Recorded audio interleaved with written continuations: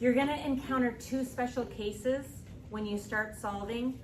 You're still gonna simplify both sides, get letters to one side, numbers to the other.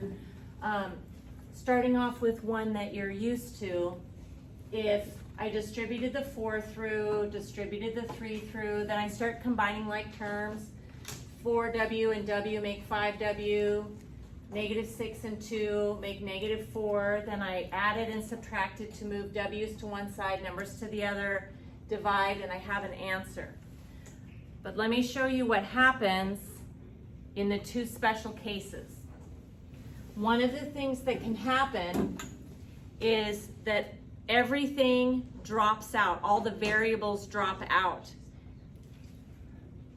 I've distributed the 6. 6 times V is 6V, 6 times 1 is 6, minus 9. 4 times V is 4V, 4 times -1 is -4, plus 2V. 6 and -9 make -3. 4V and 2V make 6V. So this is where it changes, is right here. You start to move letters to one side, numbers to the other. So if I move this 6V over, I subtract 6V. What I do to one side, I do to the other. But see how all the V's go away?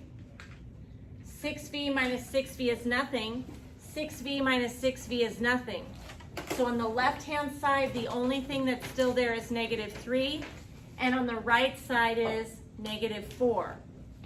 So if all the variables drop out, you know you have a special case. And specifically in this one, when they drop out, we are left with a statement that's not true. -3 is not equal to -4. So that means that there's no solution.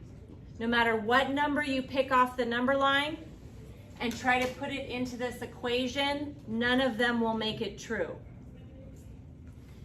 Okay, to contrast that, I start solving this one. I have 5 times y is 5y, 5 times 1 is 5, bring down the minus y, 4 times y is 4y, 4 times -1 is -4, plus 9.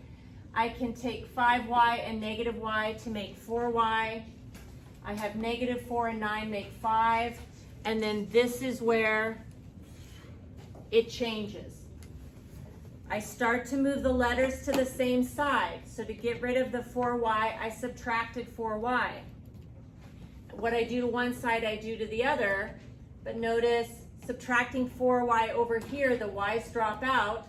Subtracting 4y over here, the y's drop out. So the only thing I have left on the left side is 5, and the only thing remaining on the right side is 5. But what's different about what happened is what I do have left is a true statement.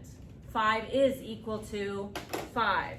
So instead of being no solution, it's infinitely many solutions. All real numbers are solutions, which means no matter what number I take off the number line, 5, 2, 20, -7, 0.5, 3/4, the square root of 2, any real number, any number off the number line substituted back into the original will make it true.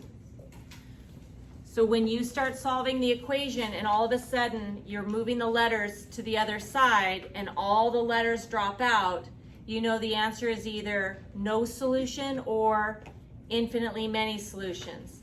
If you're left with a false statement, it's no solution. If you're left with a true statement, it's infinitely many solutions.